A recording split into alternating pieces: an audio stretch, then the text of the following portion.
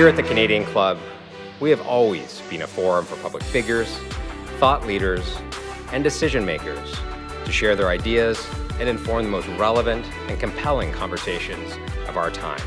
We are dedicated to encouraging debate on the issues that matter to this city, this province, and this country.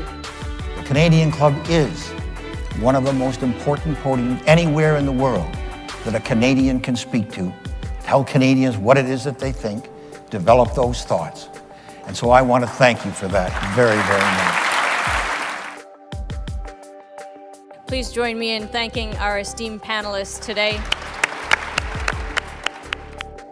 Through our programs and events, including our youth and young leaders programs, our diversity partnerships, our joint events, and our media and social media opportunities, we offer you access to dynamic political, social, and business figures from abroad and right here at home.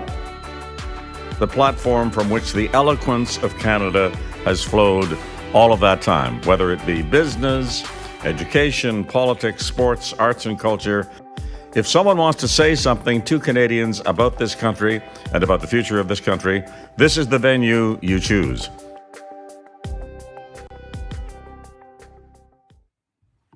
Well, good afternoon, everyone, and welcome back. I hope that you all enjoyed your meals. Certainly, judging from the conversation, you had a chance to reconnect with old friends and make some new ones as well. My name is Joseph Lowe, President of Canadian Club Toronto, and I'm delighted to be your host today. Special appreciation to those of you joining us online, thanks to the AV services of Van Valkenburg Communications and livemeeting.ca. I'd also like to thank our season sponsor, Canadian Bankers Association, for their support throughout our 125th season.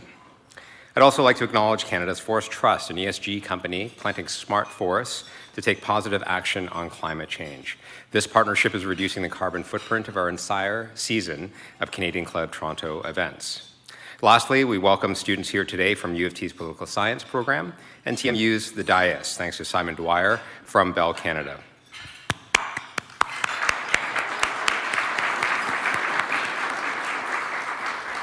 A wonderful coincidence is that this year, the Canadian Club Toronto is also celebrating its 125th anniversary, along with the Yukon's 125th anniversary of joining Confederation.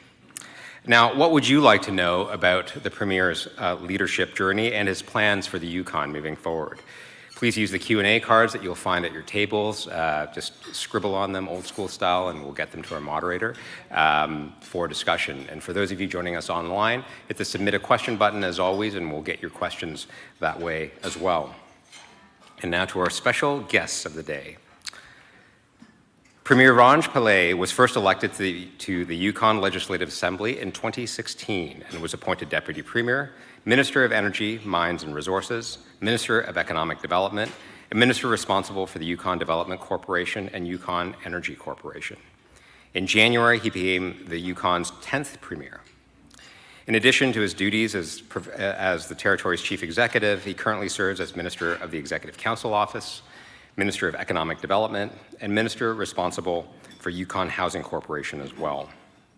During his time in office, the Premier has worked hard to advance a strong and diverse Yukon economy. For his efforts, he was the recipient of the North Startup Canada 2019 Regional Award for Entrepreneur Promotion. Premier Pillai is a trusted decision maker and tireless community advocate who has contributed to numerous Yukon businesses, governments, schools, as well as not-for-profits. Moderating our discussion this afternoon is the Honourable Lisa Raitt. Lisa has an impressive political record of her own in federal politics, serving in 3 different ministerial portfolios. Since 2020, she has served as Vice Chair, Global Investment Banking, CIBC Capital Markets. And prior to joining CIBC, she was President and CEO of the Toronto Port Authority. Premier Pillai, Ms. Raitt, I am pleased to present you the Canadian Club of Toronto podium.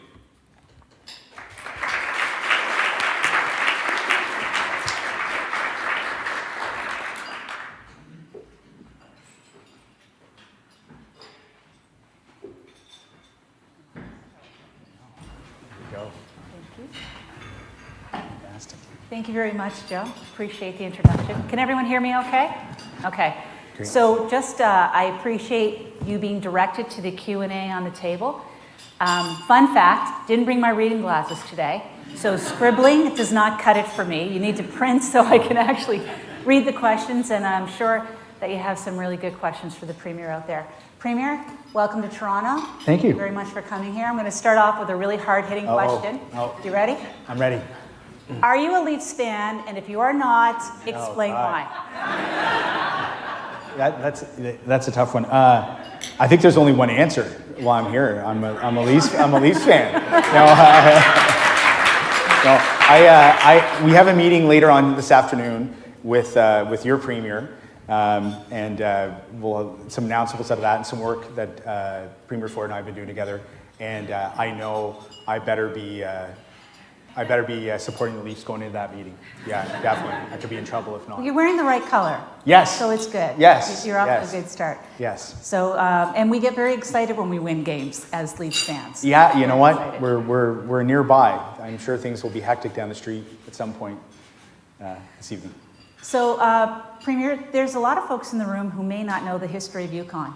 Yeah. From an economics point of view, from an economic development point of view. They know that at some point in time, the Canadian map showed Yukon and we had to memorize all the provinces and territories. But yeah, we did. Why don't you give us a thumbnail sketch, if you can, of the last 125 years? A small task, Small task, yeah, I'll have to remember that social studies class. No, I do want to, just before we start, I want to thank the Canadian Club for giving me an opportunity to come. Thank you. I've always looked up to you.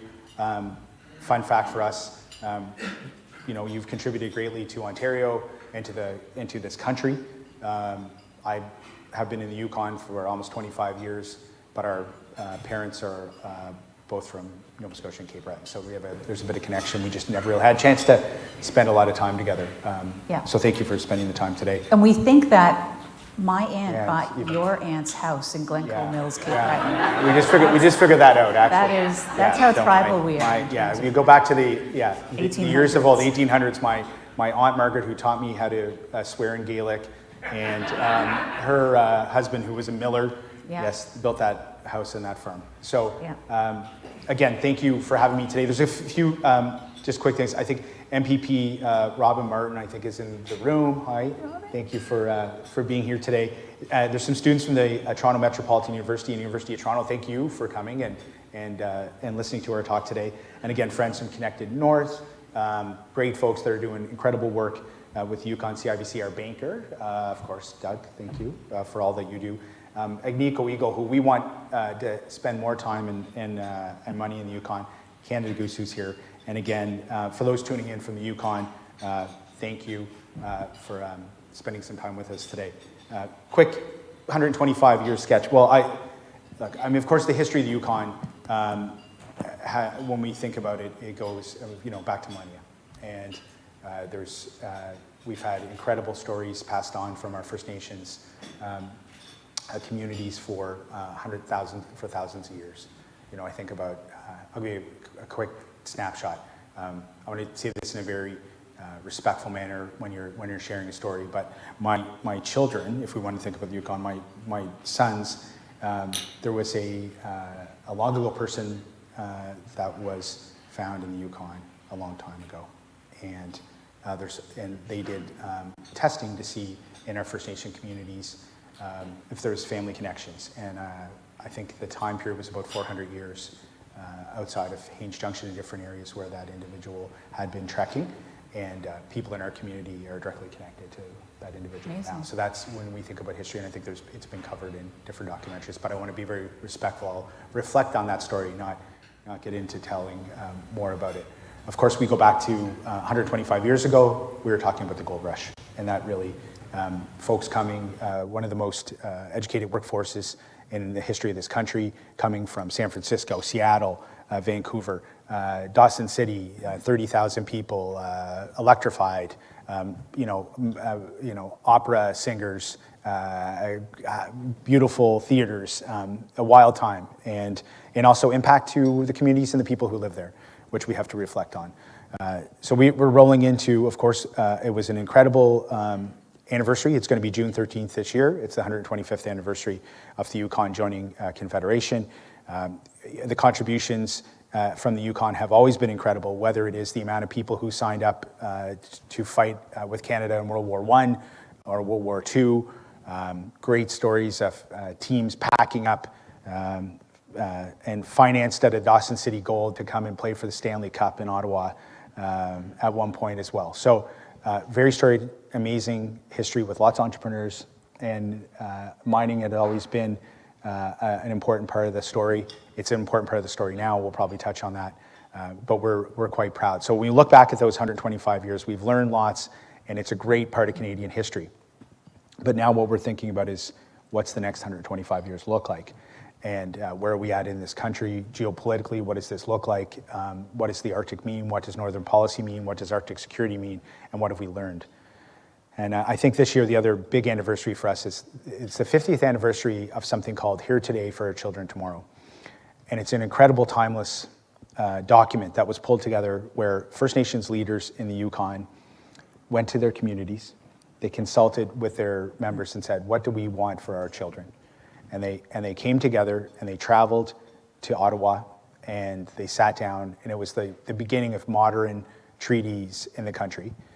And they sat down and said, this is what we want. We want to be part of growth. We want to be partners in this journey. We think there's areas where we would like to have certain governance rights. We want the opportunity to build some of our own legislation, but we want to be part of what's being built here. And that, the 50th anniversary, we just celebrated. And that's really the foundation for us around reconciliation and how we think about reconciliation. Yeah. So, but Yukon has its own agreements with the Canadian federal government. You've gone through what's called devolution. We do, and I mean, for us as the two bigger pieces were devolution, and even probably during your time in federal office, you would have seen some of the powers being devolved to the territory. So over the last number of years, really in the last 20 years, some of the bigger powers have devolved. So very similar to a province, of course, and that work has been underway. So we've had two major things happening in parallel. The territory taking on those powers from the federal government on our lands and resources, and at the same time, First Nations governments, 11 of the 14 First Nations in the Yukon taking on extensive powers and growth, and really doing incredible things, whether it be in business or in the governance structures that they have in place. Yeah, and I appreciate you start the next 125 years putting reconciliation right in the front window. Yeah. And that's what your experience is in. That's when you first came to Yukon, you were working in reconciliation. Yeah, a number of things. I had an opportunity on my last position before going into politics to work with a First Nation called Champagne and Ajax First Nation. I worked next to Chief Steve Smith. His dad was the person who actually brought the document Here Today for Our Children Tomorrow to Ottawa, and I've learned a lot from him. And we really learned the importance of working together in partnership. The government, previous Premier Silver, and I've carried on the role. We meet quarterly with all First Nation leaders. We walk into a large room and it is face-to-face, and all First Nation leaders are there, and all of our ministers and our cabinet is there. And then we have almost 20 different working groups that focus on areas of priority in policy development. You have to be at the table in that way. Mm-hmm. The other thing we changed, and you would remember when you were in office, you'd have provinces or territories, and there'd be a week where they'd come to Ottawa and meet with you. Yeah, we usually hid. You hid, exactly. Yeah. They were coming for staff. We were a conservative government. That's right. There was lots of asks on the way. Lots of asks. Lots of asks. So for us, we started a different process. We met with First Nation leaders and said, let's do that together. No province or territory had ever done that. So we came together and said, let's figure out our priorities, whether it's infrastructure, health spend, education, the different areas that we would look at. And we've done that since 2016. We've done that trip together. So we spend that time on the Hill where you've got First Nations leaders in the room with us. And really, it's the right thing to do, but also it built a foundation that we needed for economic growth. I mean, we were in a recession in 2015, just before we took office. And since then, it's brought certainty for investment. It's brought certainty in many ways to the territory. And it's helped in so many ways. Absolutely. So tell me this, is critical minerals the new gold rush? Yeah, it is. I think I'm looking back at, one of our CEOs, Stu, great to see you, and who's been on a critical mineral project for a number of years. We've known that this is important for a long time. We've been focused on this for, at least in my time, I was Energy Mines Minister, over the last half a decade, and we were focused, we knew what was going to happen with copper demand. We knew what was going to play out with zinc. We saw that. We knew that the transition. So it's good that, the federal government is saying this is really important. We felt it was important for a long time. We believe in supporting responsible mining and balancing that with supporting the protection of our environment. We think it's, we did a climate change plan that was tabled a number of years ago, and critical minerals was in that plan before we have, a little bit ahead of what we're hearing coming from the federal government. So yes, it is extremely important. I think we have 25 of the 31 critical minerals that are in the Yukon. We have a number of major mining companies. Some of the folks from the Fraser Institute are here today. They've been tracking us very positively, and I spent the morning meeting with others yesterday and today that are investing in that sector, and it will be extremely important for this country. We have to get it right. We have an opportunity for growth, and we need to embrace it and understand that mining is moving towards a much more modern use of talent in the country and how it treats the environment. Yeah. And in order to be successful, you have to have roads and you have to have electricity to the mine. Yeah. Let's talk about the transport side of it. Sure. I read with great interest your plan to work with the United States on the building of a port in Skagway. Yeah, we have a lot of really significant infrastructure projects underway. So for those that are thinking about the Yukon and want to invest, the big ones I would say, and these are all going on right now, we've got about $250 million going into our international airport. We have a direct from Europe seasonally from Frankfurt, and we have an airline called Yukon's airline and called Air North, and they are also flying into Toronto right now and Ottawa seasonally. Great local company that employs lots of folks. So infrastructure enhancement in the airport. We have about $400 million identified through partnerships with the private sector and the federal government to upgrade our road systems. I think we have about 5,000 kilometers of all-season roads, and there's a big investment going into different areas where we are trying to unlock critical minerals, and we're also trying to improve our roads. Skagway is this really interesting project. What a lot of people don't know in Canada, when you come to the Yukon, you fly to Whitehorse, you're only an hour and 20 minutes away from Alaska. You just go over this mountain pass. It's a beautiful, beautiful community. There's a tiny little community there. It's about 600-700 people. It gets 1.2 to 1.4 million visitors. It's like 4 streets over the summer in cruise ship traffic. And it's called Skagway, Alaska. And there's a port there. And we are in the midst of upgrading the ore terminal. So the community has taken it back. It's really important. I mean, this is where the rubber hits the road on policy. We have this bilateral agreement between Canada and the US. We're all talking about critical minerals. But if you can't get critical minerals to Tidewater, then what do you do? And it's not feasible to drive it all the way from the north. So we're just about to sign off the final details on a term sheet, and then we are going in to rebuild, finance the rebuilding of this ore terminal, which will unlock sort of northwestern Canada's critical minerals. So our team's been on that for 2 years. We're looking at different technology of how we're going to move ore. But again, really interesting project. At the same time, we're building a 777-kilometer fiber line from essentially Whitehorse all the way to the Arctic. And it's a wild project. It goes over 1,100 water crossings, and it's almost built. We have about another year. So we worked on that. Minister Baines at the time, one of your colleagues, we negotiated that agreement to do the funding in place, and we're building that out, and we're doing it in partnership with Bell Canada. So that's almost completed, and that will give redundancy. People don't know this. There's not true redundancy to the north of this country, to the Arctic. So we're actually going to be giving the opportunity for Nunavut and other areas to have redundancy, and that gives another bunch of opportunities when it comes to tech and diversification. So lots of different projects right now underway when it comes to infrastructure spend in the Yukon. Yeah, and while you're here in Toronto, I assume that you're you're talking to people in the financial sector about the opportunities in Yukon and perhaps even the ESG applicability. Yeah, we've got, the big one we haven't launched yet is a grid connection to southern Canada. And so we were meeting with our banker yesterday, and we're looking at the investment firm. So we believe that the right thing to do is to build an electrical grid connection from northern British Columbia to the Yukon. We looked at it in 2018. There wasn't a lot of interest really from BC Hydro at that point.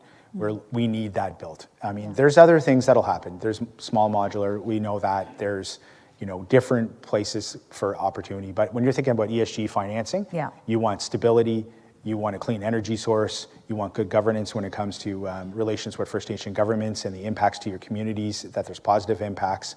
And when we think about all those things and, under, of course, paramount environment, we think this is important. So how do we do that? We're going to, the model inevitably will be in partnership with First Nation governments, whether that's from an equity position or it's going to be some, forms of debt. And, we're talking over $2 billion of a project that will be built. But we think it's, that we want the federal government and we want Canadians to understand that nation building projects, this country still needs them. We still need them. And that is what's going to make the dramatic difference about Arctic security, northern policy, and how we stay competitive at a global level. And so we're in Ottawa for the next couple of days, flying out tomorrow, and we will be having discussions again at the federal level to say whether it's the role for the infrastructure bank, but we need that imagination in our country. We need that, and we need to push to still build things the way we used to. Yeah. On critical minerals, you mentioned how many of the critical minerals listed in Canada and the United States that you possess in Yukon. You must have attracted the attention of the Department of Defense in the United States, and they must have an interest in what's happening in Yukon. Aside from Arctic sovereignty and defense, have they expressed an interest? Are they curious about what's available in Yukon and how they can bring it down to the U.S.? Play a role, yeah. My takeaways in that conversation, some Canadians don't know this, but the U.S. has inventoried all of our critical minerals in Canada and put it on their list. Yeah. So first of all, that's an interesting undertaking. So when I'm sitting with the Ambassador Cohen, I'm going, it would be really nice if we could get access to Tidewater in America. Since you've already inventoried all of our critical minerals, you might want us to be able to, add some value to them by shipping them. So that's the first piece. I think there's a real connectivity between both countries and the inventory list. The second part of that would be we have to understand how we are going to bring certain things to market. So yes, it's been done between the private sector and the DOD and Department of Defense. One of the things that come to mind for us is tungsten. Yeah. So we have a significant tungsten deposit, but the tungsten market, what has happened, as I understand it, it would get flooded by particular countries that are not our allies at this moment, and then projects would, they wouldn't be feasible. So there has to be some level of intervention at some point from Canada and the US to understand how can we still extract these particular minerals. We need them. And I don't know if just a standard market will be able to bolster that sort of work. So we have to keep an eye on that. But yes, there is significant opportunities when it comes to that. Let's pivot then to Arctic sovereignty and national defense. So you may have had a balloon fly over your territory that the Americans shot down on our behalf. Yeah. How much fun was that? Day 5 on the job. So it was interesting. I chaired Lisa. We did it. We met with Department of Defense on Thursday, and we did a conversation with the Globe and Mail on Thursday afternoon. And I've always, in part of our, my team has always been concerned about the North. We've been concerned about the opening of shipping routes. Yeah. When I look at how long it takes to build big projects in the country, and you think, if that is going to be a significant shipping route 25 years from now, we need to start now. When you think about planning, consultation, environmental assessment, multiple levels of environmental assessment, and then building something in the most challenging places in the world, those conversations have to happen now if we're going to be ready 20 years from now. We have to. So we were chatting with the Globe about it, and I said I'm concerned, and I think we need to be focused, and we have to understand what the Department of Defense, how they're going to spend their dollars. Yeah. And to be open with you, I walked away from the interview thinking people are going to think I'm really, maybe I'm a bit paranoid about this and my thoughts. That was Thursday. And then Friday, I was picking luggage up in YVR in Vancouver, and the phone rang, and it was something just got shot down. And then by the next day, we were gathering folks together, and there was, deployment of Canadian forces. And they're still trying to define, I'll leave it at that, what it played out. But what it did give us a sense of how quick we can react, what does it look like, and how important are we going to be as we start to come up with a blueprint and a plan for not just for Northern policy, which is the investments, in the north, but also when it comes to Arctic security. So very key. And we talked a little bit about this at dinner, the opportunity that the Canadian forces have to do real cold training in your part of the world. Yeah, I mean, I'm meeting with Minister Anand this week, and this is something that we think there has to be more training. We have Canadian Rangers that are amazing community members and leaders that do work, but we need to be in a position where Canada is, coming and training in Canada and in the winter. There's a really interesting conversation that's happening now, which is cultural diplomacy, and we hosted an arts event, the Arctic Arts Summit. It's the first time I was hosting Canada last June, 400 people from across the circumpolar world, and I met with all Nordic ambassadors. I mean, they're of course they're prepped, they're ready, and they want to partner with Canada, and we want to partner with them, and they're our friends, and there's lots of really strong Indigenous ties across the circumpolar world. And there's connectivity culturally, educationally that's happening, and now we have to do it in a bigger way in Canada. So that's something we're focused on. We know there's going to be a lot of infrastructure built out. We want to be part of the planning. We want to make sure there's benefit for our communities, there's benefit for our First Nation corporations, very similar to what happens in the US, in Alaska. So it's an interesting time. Yeah. I'm going to remind you, you have question and answer cards on the table if you have a question that you'd like to be answered by the Premier. We'd be more than happy for you to print clearly and legibly your question on the card so that I can read it. Before we get to those questions though, Premier, I'm going to ask you, at the end of the day, all politics is local. Yeah. You're the Premier of Yukon, and you have to look after your constituents. Yeah. So you did something very unique recently in the space of sick leave. Why don't you tell us a little bit about what you did in private sector sick leave? Sure. What we learned, we moved quickly during COVID. I was here. I was in this room March 2020. We were here for the big mining conference, PDAC. And we flew home and we quickly had to figure out what to do.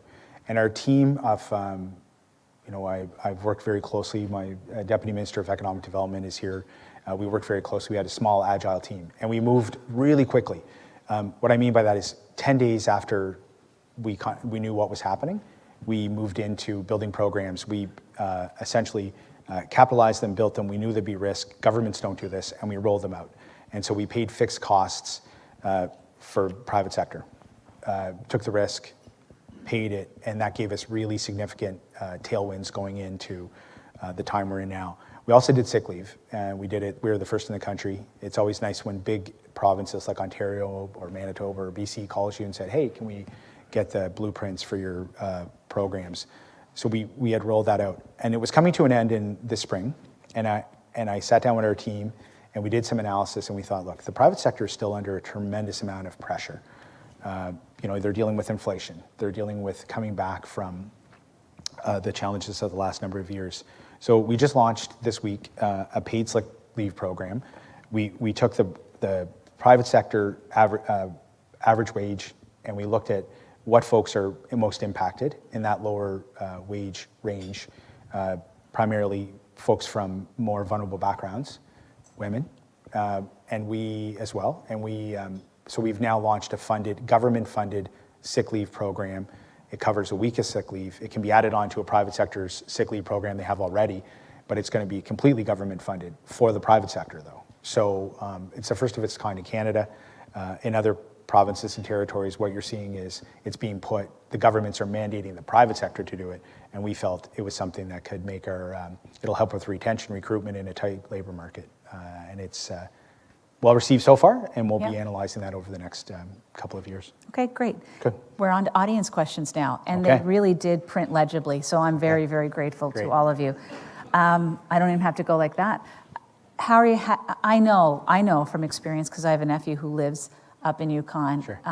There's issues with housing. There's issues Yeah, with housing yeah. all across the Yeah. country. Why don't you, especially though in Yukon, Yeah. why don't you tell us a little bit about the housing crisis and perhaps what you think is a solution for Yukon? Well, a lot of strategies needed. A strategy with lots of different tools.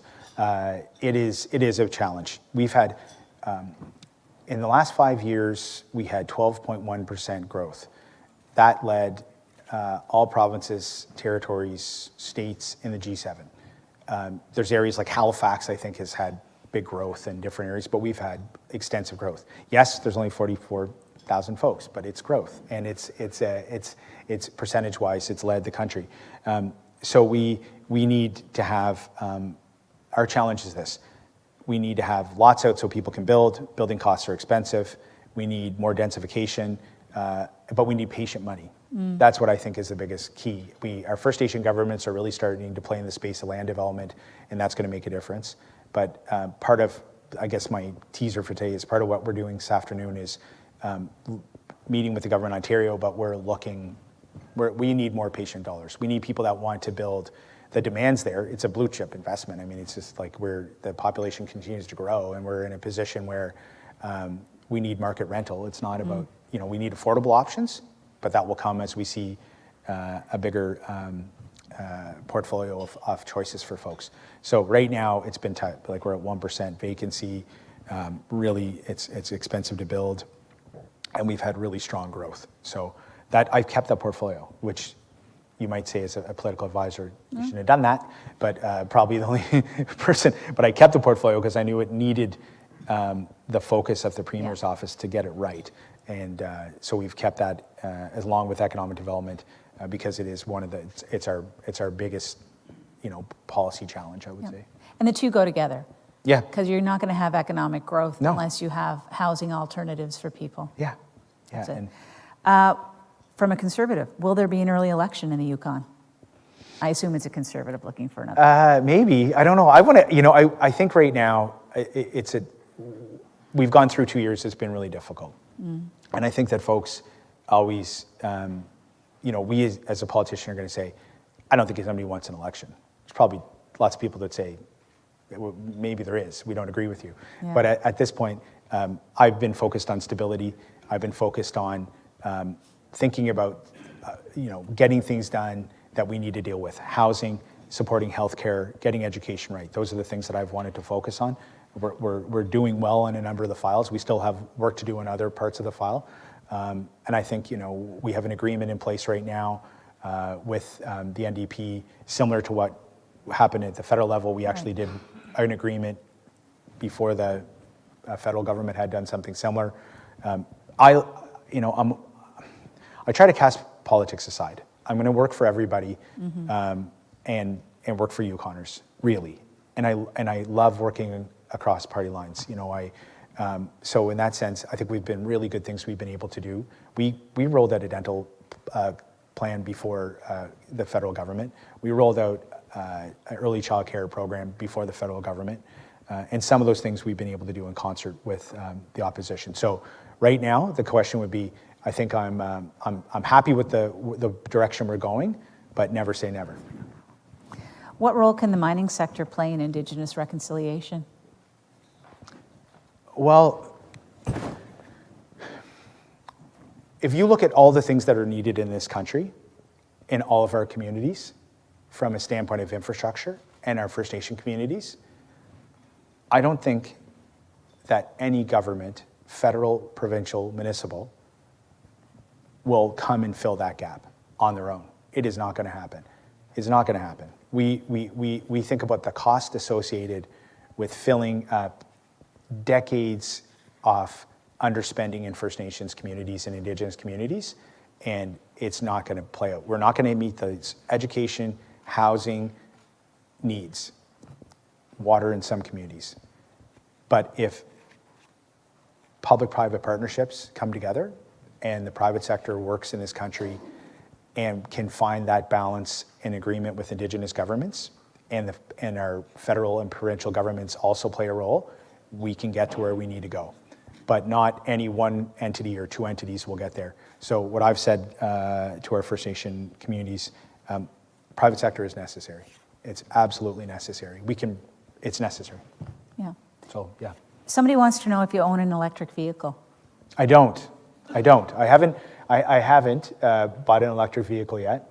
Can you use them in Whitehorse? Yeah, we have a aggressive plan Great. for folks to use them. There are lots of charging stations. As Energy Minister, we put lots in place. People really find the range works well for them. No, I drive a pickup. I use it for going hunting. I use it for going out to different areas that I travel to, and Yeah. I think I'm watching to see what happens with electric trucks as well. Yeah, very good. So kind of two questions combined into one. You're looking for the private sector to help solve some of your territorial challenges. Mm-hmm. What are the toughest ones? And then the second part of this is, what benefits are there for potential investment opportunities for people outside the region? So they're going to come and help you, but what's in it for them? Yeah, housing's double-ended. So housing, big challenge, big opportunity. We have great developers, we have great builders. I want to match them with,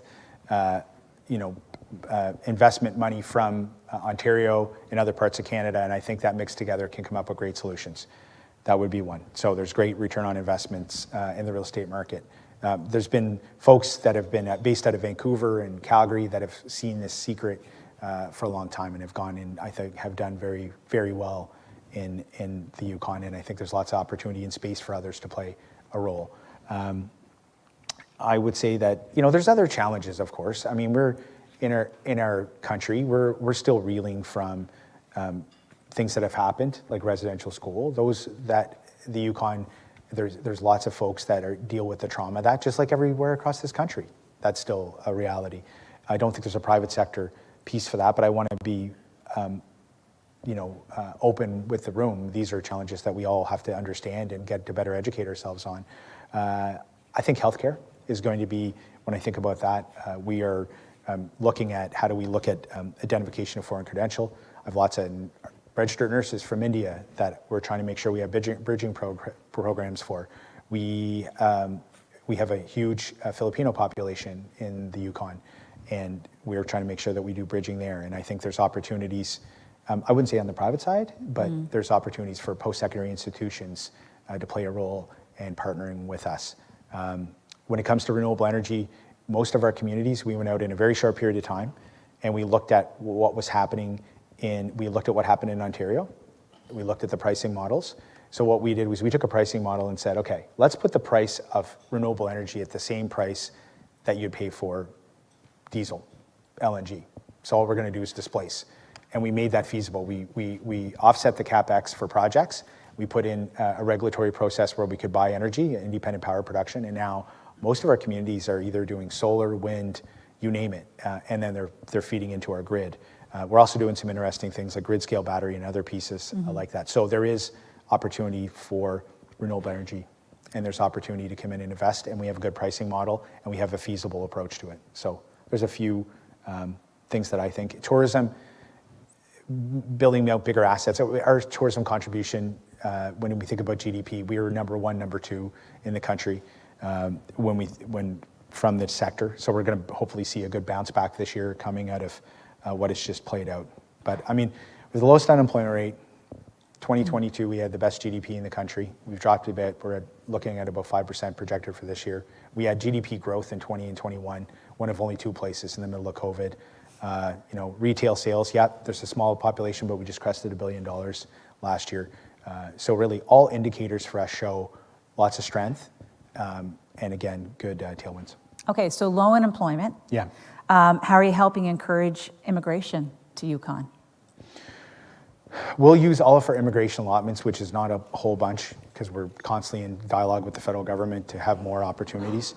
We had our allotment, we were made aware of it in February, and we'll fill it in 60 more days. So it's a very multicultural community now, people from all over the world choosing to make the Yukon their home. So we're constantly knocking on the door. I'll be meeting with Minister Fraser this week saying, I need more spots. But we're also trying to be smart about it. We have to think about where's the diasporas come from Is there Filipino communities? Is there communities for people from India? Where France? Because right now we have to be in a position where those individuals that are moving, they need to have family structures and support systems, because they can come and live with family members. If everybody that's going to come wants a brand new apartment or house, it's just going to exacerbate the challenges we have for housing. So we have to be very strategic. So we have to continue to support the labor market. We have the best number. We have the second best numbers when you take into consideration participation off our workforce, or off our population into the workforce. So everybody's working, but we still need lots more folks to work. And I think we're still signaling to the federal government that we need some level of more flexible temporary working opportunities. It'll be important for critical minerals in this country, because we don't have enough people to go out and do the exploration, and we need people from other countries to do that. And they don't necessarily want to be in Canada. They're okay with making Canadian dollars and bringing it back and investing it in their own homes. And the tourism sector is going to need it. We need it, whether it's in Whistler or probably Northern Ontario. I'm sure there's challenges with labor from Halifax to Muskoka to Vancouver to Whitehorse when it comes to this tourism season. Okay, we're going to do a few shorty. Sure, let's do it. Here we go. Okay. Future of education in Yukon. Distance learning. We have the first university in the north of Canada. That was something we undertook in 2017. It's important for Canada to have a university in the north. I think we have to have very specialized curriculum development when it comes to that university. We'll be focused on reconciliation, Indigenous governance, climate change, research opportunities with other post-secondary institutions across the country, probably some specialized work around healthcare, and then it'll be partnership. We have to do that. We all know that the old bricks and mortar structure of education everywhere is not going to be the only route. It'll be important. Connect the North. We're just so much fun. We sat yesterday, and thank you. It was so amazing. So we sat just blocks from here in a studio where people from all over this country that are subject matter experts are delivering to the most remote schools in the north, and a number of schools, almost over 500 lessons this year, anything from, you name it, to visual arts, to yoga, to social studies, to finance. Live classroom delivery. And so our partners are here, and it was just what an incredible opportunity. So I think it's just using the technology and using the lessons we've learned over the last couple of years when it comes to distance learning will be key. Reputationally, Yukon enjoys a fantastic reputation in high quality healthcare. Yeah. Is there anything you can teach us in the rest of Canada? We have our challenges because of our growth. So we need more access to GPs, and we need, we're working with our nurses and we're working with our doctors, and we have growth. And so we're looking at a whole bunch of different models. We went out and spoke with Yukoners, and we built a plan called Putting People First, which is just not focused on acute, but it's a more holistic approach to delivery. It's about making sure that we decentralize some of the delivery. We make sure that we have nurse practitioners, making sure that we have doctors that were educated in the Yukon, that come from the Yukon. We need Indigenous nurses and doctors that can deliver and understand the communities where they're working better than anyone else. So we have lots to do. We need more, we still have a wait list when it comes to family doctors, but we are aggressively going out, and we will go abroad. We will. For us, I'm going to look at Andrew Furey, Premier Furey's got a great model right now where they're taking the curriculum core competencies required in Newfoundland, and they're going to India and working with universities so that you hit all your regulatory qualifications when you come to Canada. Those are things we're looking at. We're going, I think, in September to do some of this work. And your mom's a nurse, right? My mom's a nurse, yeah. So lots of advice from my mom. A Cape Breton mother who's also a nurse, a very dangerous prospect. Yeah, 40 years a nurse, an incredible nurse, and I get to bounce lots of ideas off of her. Okay, last question. Thank you very much, everybody. We got through them all, I think. How do you deal with Russia? Small question. Small question. I think They're your neighbor. Can you see it from your house? I can't see her. Sarah Palin did grow up in Skagway, Alaska, but I had a call with the Lieutenant Governor of Alaska last week, and we had a great conversation about there's so much Department of Defense infrastructure in Alaska, good for everybody in Canada. a lot of spend, a lot of military bases. What do we need to think about? No, we have to understand that we have, it's not coast to coast, it's coast to coast to coast in this country. And that coast, we need to understand the importance of that. And we have to understand, like I get the politics in the country. You know, there's more seats in, you know, Mississauga and Etobicoke there is, of course, in all the northern parts of Canada when it comes to MPs. And then you get into election cycles and people, it doesn't matter what the political party is, they focus on, okay, we have to win those seats. But I know there's only a few MPs in the north, but it's most of our landmass, 5% of Canada, the Yukon. And this is important for everybody in this room. There's opportunity for growth. It has to be measured, appropriate growth, but we have to make sure that we get the infrastructure that's going into place right. And we look at what's happening in the other parts of the circumpolar world and how much emphasis they've put on the north and the Arctic. And so we need to be able to have the proper communications, the proper electrical grid, the proper view. So if we populate appropriately, we support our Indigenous communities to thrive, we make smart decisions as Canadians, then we don't have to worry about Russia because we're going to be there. And others that are our friends want to be there with us, doing research and work and proper extraction when it comes to critical minerals and a whole bunch of different opportunities. So we just got to be there together as Canadians and understand it's a big, big country, but it's important that we're all supporting each other. Thank you very much, Premier. Everyone? Great, thank you. Premier Pillai. Thank you.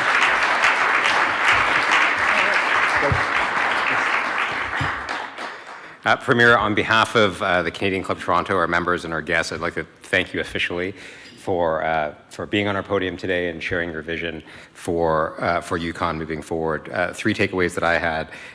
Number one, even in your opening kind of remarks, you painted a vivid, a beautiful portrait of the Yukon 125 years ago, but then obviously kind of expanded upon what that view is going to be looking forward, your inspiring vision of reconciliation and prosperity in the next 125 years.